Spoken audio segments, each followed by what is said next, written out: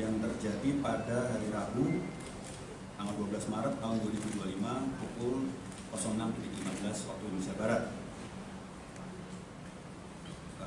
di mana kerusakan atau pembakaran terjadi pada 2 unit kereta api, 2 unit kereta eksekutif dan 1 unit kereta premium.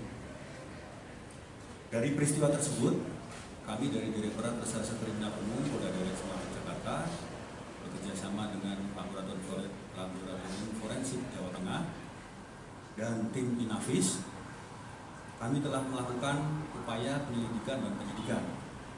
Yang pertama, kami telah mendatangi dan mengolah TKP, kemudian mencari informasi di lapangan, berikut juga dengan data-data analis tentang CCTV, sehingga pada pukul 09.40 tim melakukan pencarian terhadap dugaan pelaku yang tertangkap kamera CCTV.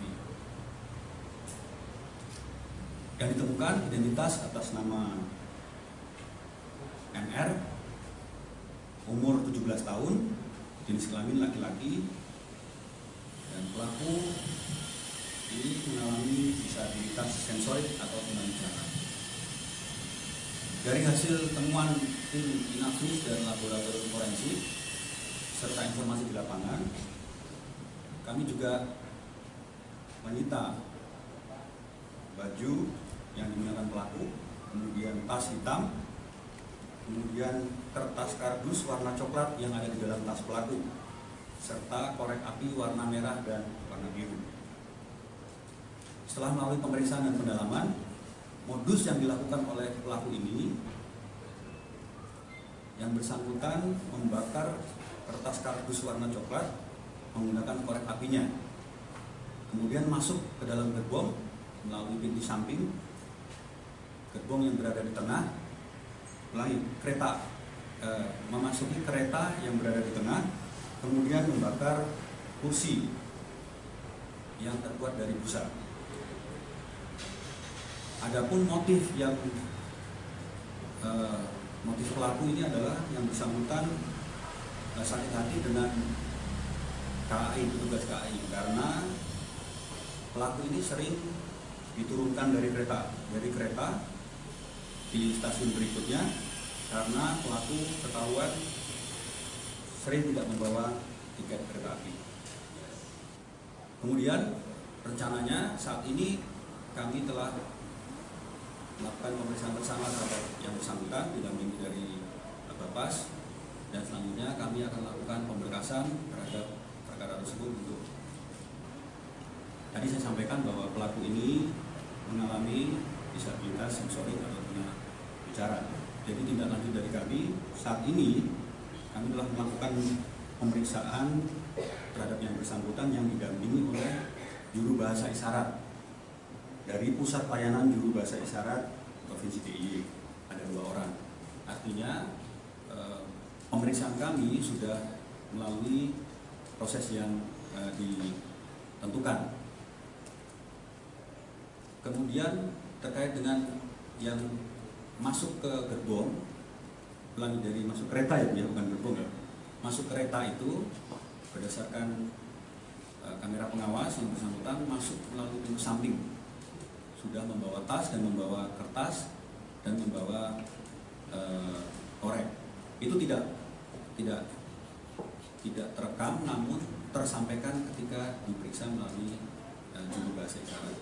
Karena setelah kami lakukan pengamanan, kami cek ulang apa yang dilakukan oleh si pelaku. Itu ini juga memintakan pemeriksaan kejiwaan secara psikiatrikum. Jadi itu masih dalam proses yang rencananya hari ini akan datang dari tim tersebut. Berarti ada kemungkinan nggak Pak kalau punya hasil pemeriksaan ini diperiksa. Ya, hasil pemeriksaan. Ini belum diperiksa, jadi kita bersurat dulu. Prosedurnya kita bersurat dulu, baru tim datang, kemudian nanti hasilnya baru kita bisa simpulkan. Boleh kasih status saat ini untuk pelaku apa Pak? Statusnya pada saat ini nanti siang ini rencana akan menjadi tersangka. Tahan Pak. Ya, pasal apa? Tahan. Ya, nanti setelah pemeriksaan tersangka kami lakukan survei dulu terhadap yang bersangkutan terhadap jiwanya. Kalau pasalnya memungkinkan untuk kami tahan karena ancamannya 12 tahun. Kejadian dari Rabu kemarin kebakaran kereta, kerugian kita mungkin 2 kereta eksekutif, kemudian 1 KA premium itu adalah kereta cadangan untuk persiapan lebaran, di mana kita ada spare ketika ada gangguan maka itu akan keluar untuk menjadi cadangan. Jadi emang kejadiannya ada di Sepur Badung, ada di tempat parkir kereta ya, stabling kereta di jalur 6. Itu untuk kejadiannya. Kemudian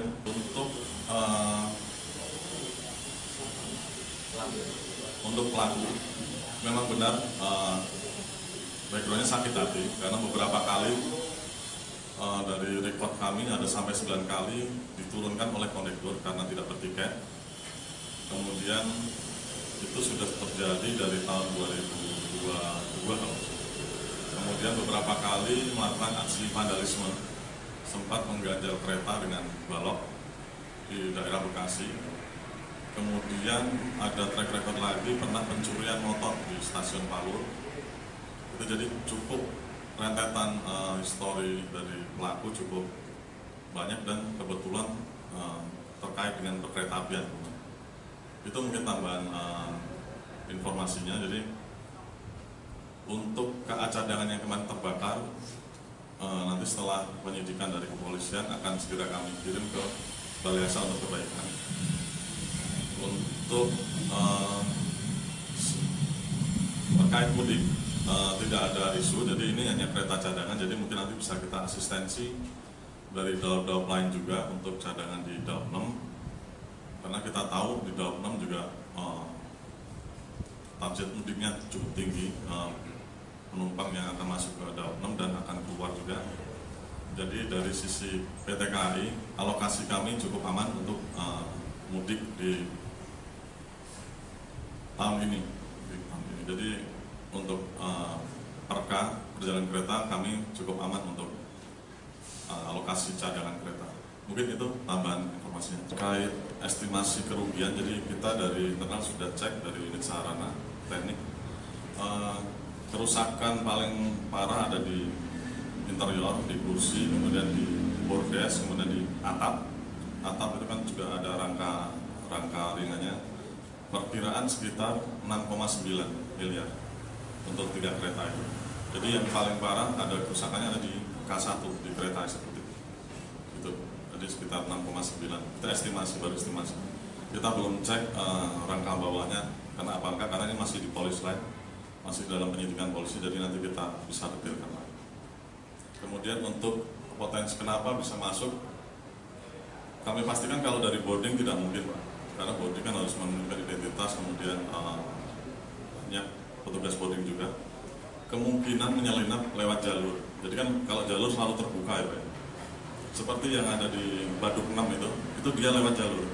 Kalau kita lihat di stasiun Tugu Timur, itu jalurnya nge-cross. Kita mau masuk parkir itu nge-cross, menyelinap dari situ. Jadi kalau jalur kan tidak ada palang pintu dan apa, kemungkinan menyelinap dari situ. Tapi kalau dari boarding, saya rasa tidak mungkin, karena kita ada pemeriksaan berlapis. Terima kasih. Kalau dinas sosial, saya rasa kita harus konfirmasi lagi ya, karena baru kabar suntingan. Jadi memang pernah masuk dinas sosial kalau catatan di Jakarta dulu, tapi nanti kita pastikan lagi.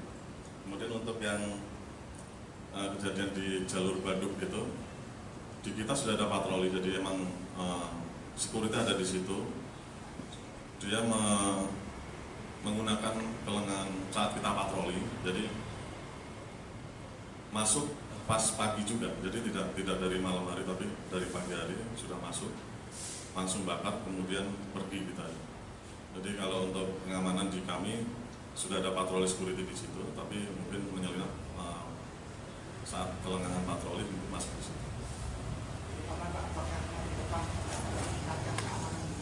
Siap. Untuk evaluasi kami, jadi kita akan tetap meningkatkan penjagaan keamanan di sekitar daerah stabling, daerah parkir.